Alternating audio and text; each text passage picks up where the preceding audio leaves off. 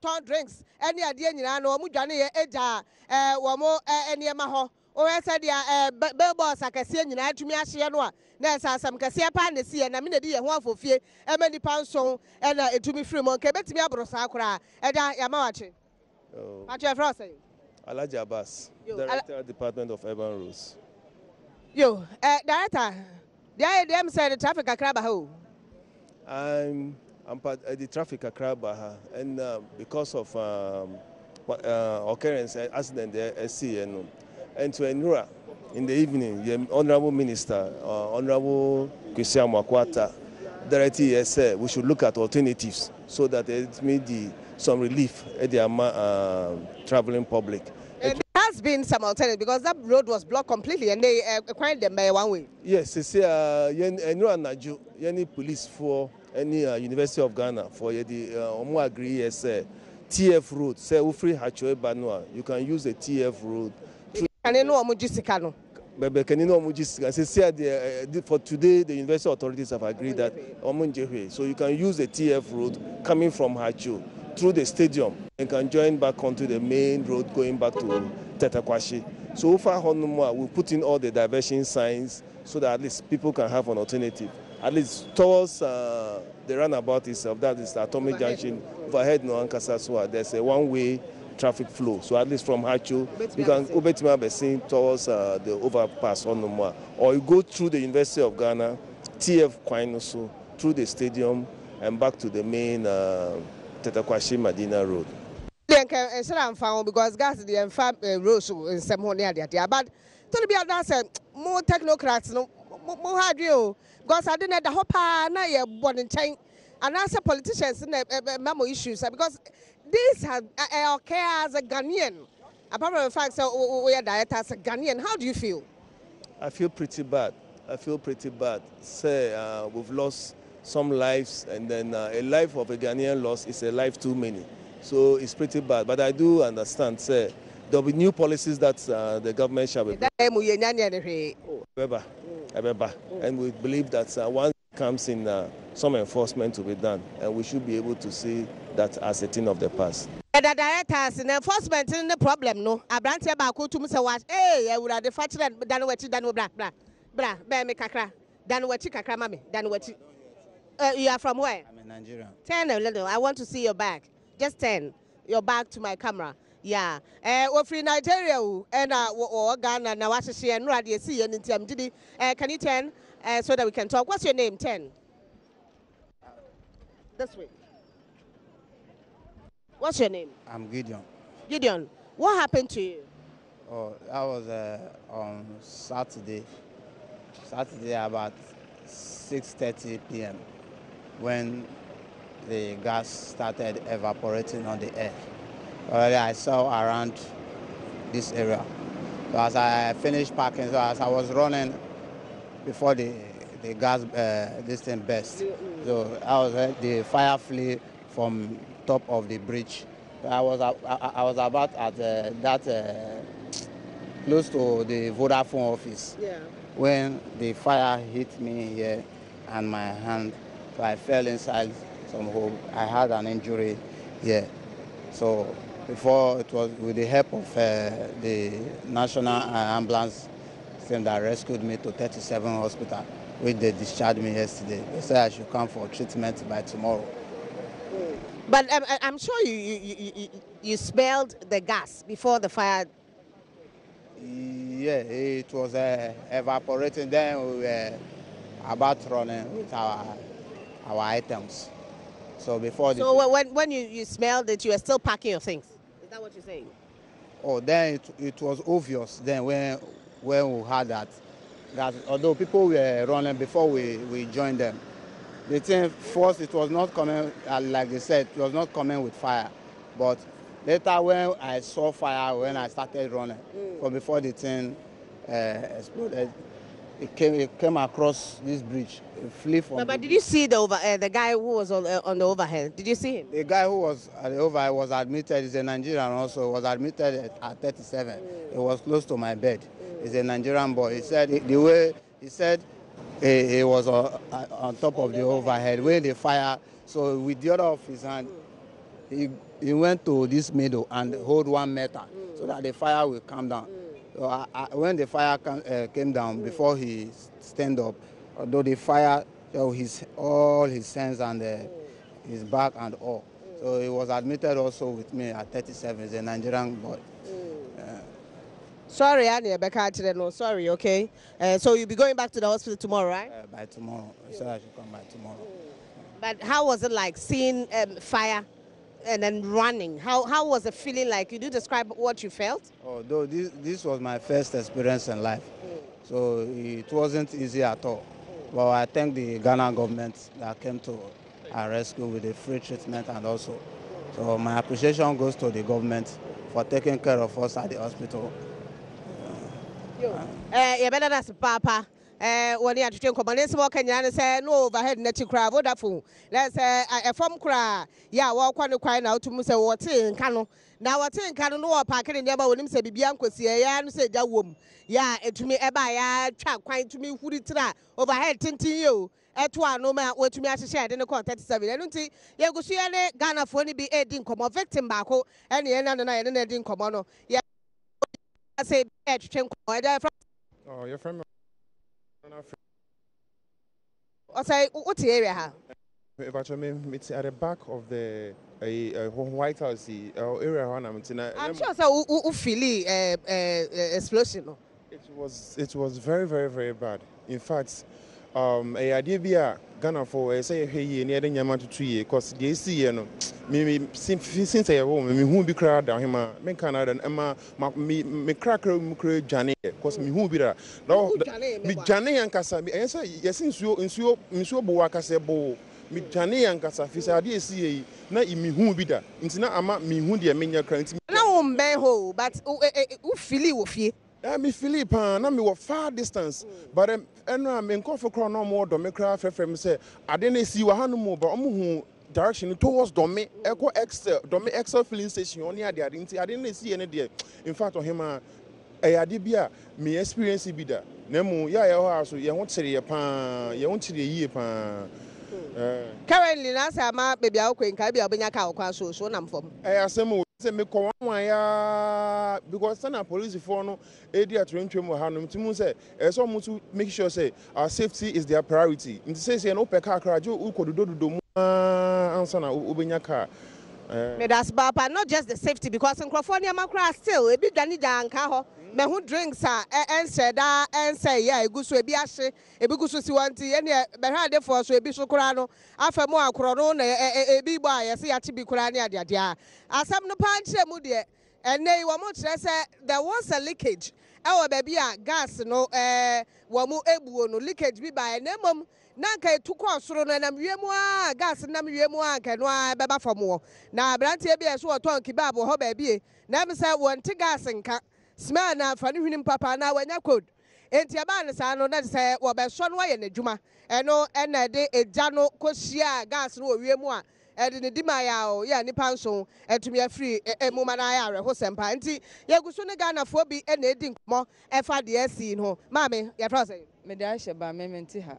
What a fa? Me waboko bi. Enti dia na opa wa ha na pay. Me twam na me de me nkola no ko school. Ana me hu say ehwo nyina ahye. Ana me say no wo say me so be ba na me hu because Ghana na ato ye nyina nya ba akofo. Na what ye net say ma. Na me waboko bi na me ku friend ka che say gas eyi bi e wo ha. Eja tom. But ye gina ho no ye hu say ha nyina ye ko ya na nkofu like omom kita cars no. Omu ye fast obi e ko fie traffic si ho pa. Yeah. But ubu fu say Ghana ni na dey to so nwotwe na asie. Wunwan say aye. Ni nyina de ma nyame. Nyame na wo say de ma because the way I see ade ni see ye na nyame adom antumi amfa ase e fa no. Wo say de ase de ma nyame. Yeah, de ase de ma nyame. Bebre na prepare na America tuo ni dwane e na ma asasem no e ba ye bebre na dwane ye. E na prepare bi wo so ana ewuo na e ba ye na say asem kro ya na akofa sa nipa nso o mafiri mu ya ye. Ma be ye frozen. Ama out here. Pacho dem it St. Peter's. St. Peter's ni ti anape amane. Me de me baba school na me se me ba behwe. Dia na out here ama waduru ha. Oh, se me ye hu from mani bi wo ye hunting. Enti udwane free fie. Oh, there be e de ndwane be se ye na ye piepie ye na ye hwe wiem se ne. yehu cloud ne sane aye kokko no ne ye me feel say bia na tender so na eto no na tender ne bubom nti na aye sa no nti me kun fi adwuma ba o so do zongo junction na de no blast stand nti mo peka kra mo nya nti on nanti fi zongo junction aba St Peters ansa no beka say ni esi ansa no yehu say bia gas ewo atomic na a blast mama mbisa question bi say what is a gas nam wie mu a efie gas kora no a eya de na eni se wo ye say ebia e ba na say ebia obedwane ana say wo besuro ana ba wonnim de eni se wo ye say what gas nka e wo fie a den eni se wo ye besuro obebo hu na ye nim say gas na esa omo mu fi ha ba na be ka che be ni ye hu say ewie mu asesa aye ko ye ti sound no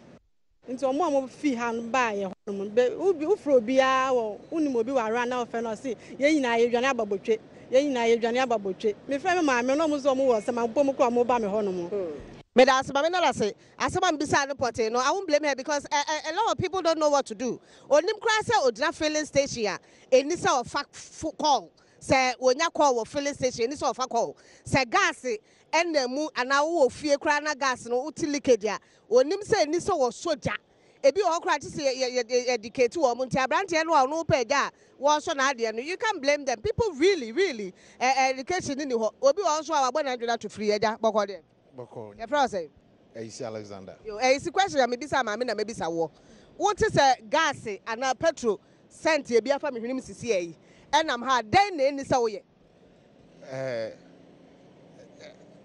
Bibia ye ka say safety first. Nto be hwe ade a wo be ya enkofa atrohen nchen bia emma. Ise me fi say me cylinder 2. Me mpese ba ko sana ansa na me kwakwa fill ba ko.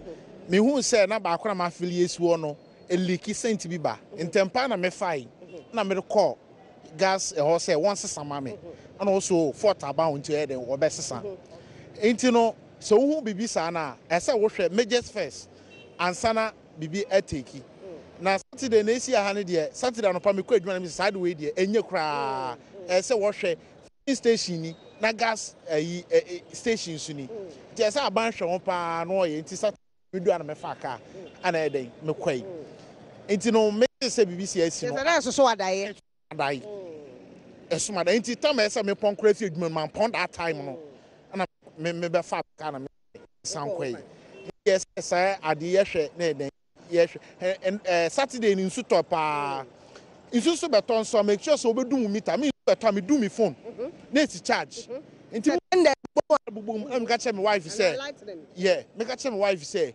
onu me phone no ntu charger na den enfim na me ko do me fridge me do bibia na me bathhouse light na me num ne ti mu say no ti pew eno ablaste oh enti no say ye hwe se ne ma wonyina wo say nsuo mu na pe nka dundun bibia e wo ho you're right sa na ese nka kwano na sa na ye no mebere obi wo kra the phone charge e ho no e na wanya kwa no dimuno and wafa no tua na so no wotie ni ade ade and some of these things could happen me see say bibi sa na say onim de so ye na sunsuanso bone ne de abrɛ kawadwe dwumade Newman College of Nursing Adaroma and ye de kawadwe dwumade e de brɛ wo ye wo atomic ni si ya nipanson FM mu ehwere won kwa ade a ye ne Ghana fo bi na edi nkomo central fo atwa hahia nya wawa esanse na CNN wo mokura atwa bi vice president etumi ekoye ekohwe wo mo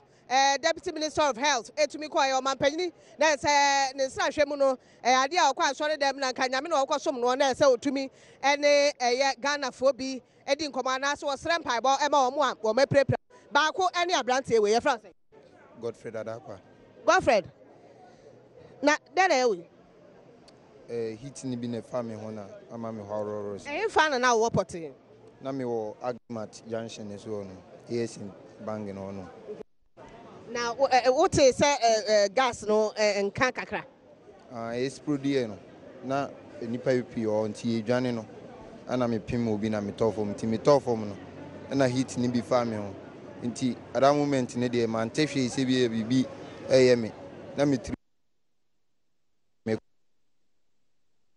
eduro bi ma me nam dia fa me trimti no hospital na me hu say Benz no ama me ho no ma ahyehe just one to pay a hona out here na we adwuma ho ana den ho na mti but na mu dwane kwan because na mu nim baby agya ne free nti na mu dwane kwan dwane ko Zungu Junction side nti na mu me baby agya no o ni emben kra ni emben nti see already here say ti say die minti say bia mi abet scouts ne wo ne ha me minti iti menim na ho no eno na ha me but we can one plan what chidi me did you say cycle dey see you hu amanfo say de omo de ne te ne ade o so ho da say be betimi ato cycle dey na me wo bi I was there na me wo bet eno de bibia ntima anya me wo no bibia ntimi anya this is the second time ato me ne we na who feel say me raho because me freak must buy in che am babe juma apis kana we had to me they was say me say go back wakwa ya sabia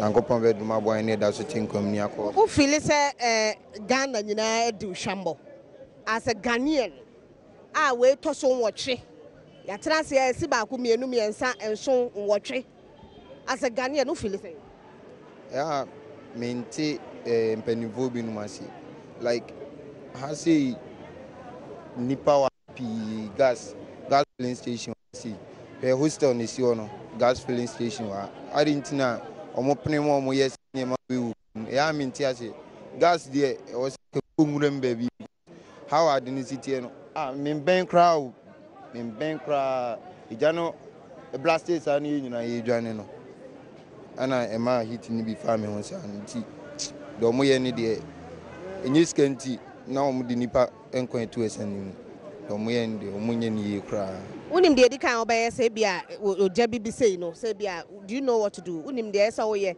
oja bi ba kwan obefa so obebo ho ban o enu de o se mi ye ni se o se mi dwane so the only man no ye no e na asese no because obi o ai bi kra na o de safa ho e na ebi ama ho apole there's a lot of things yen shedan tete wo ho nti obehwe na de ni se ekoba no na akoba de ni se wo ye na wakoye na e de o how ni sunsuanso because abrante no no totoni kebab ni de bia wo totoni kebab ho wonim se gas na mwie mu aye mpagya probably one thing smell no po and na yeso no na amaja na ba enti asem na ma me wusu nti na ma ben we are then na ye wa reho boy na de no I say me de meti as nti jane ba no me de benkusi me ba no me frini say na etwem nti me twem no na me koto ade wo ahanum se nti me du ahanum no na me chia benku rawe nti oji su wie na me ba nti sabi se me ntwan nti o si me twan no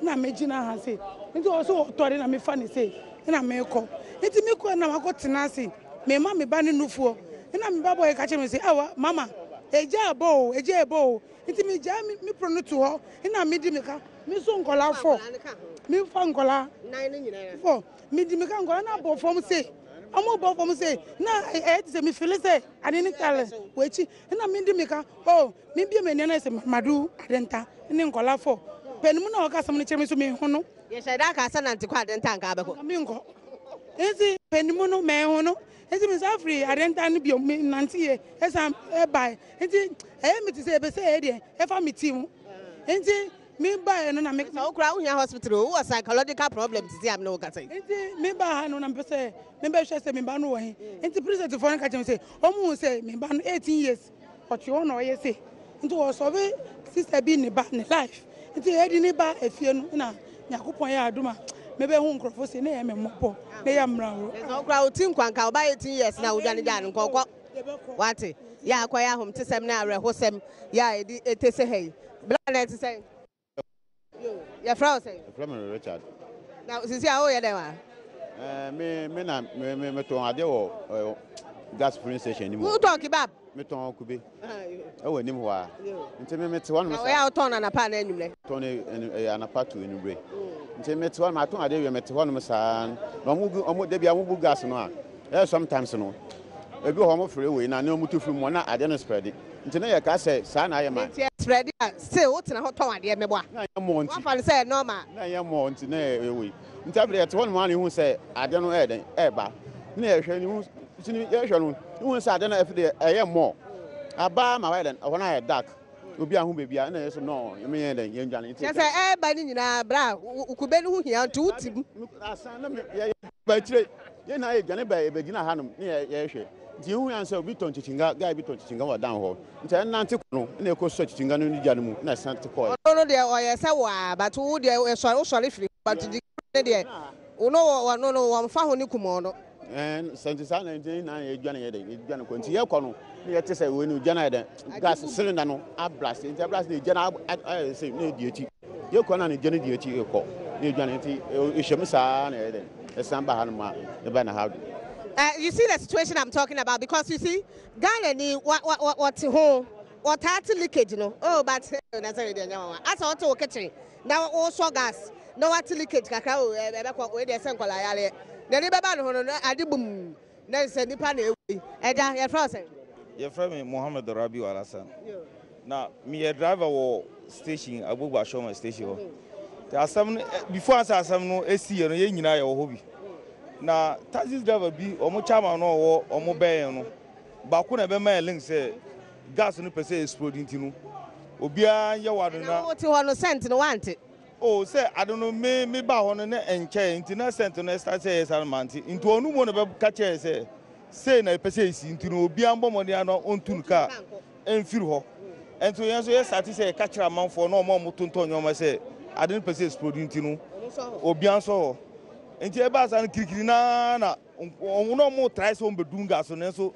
o ma ti ade na gia from musem na mi hu se obia start e dwane nti eja no anu no be di mo no na obia scatter na so before that be explode no na say area ho de obia nu a obitiba gina ho biu na fire service for so no omo baro na eja so anu odin nti omo twetwe so kakra dey no so omo wa ma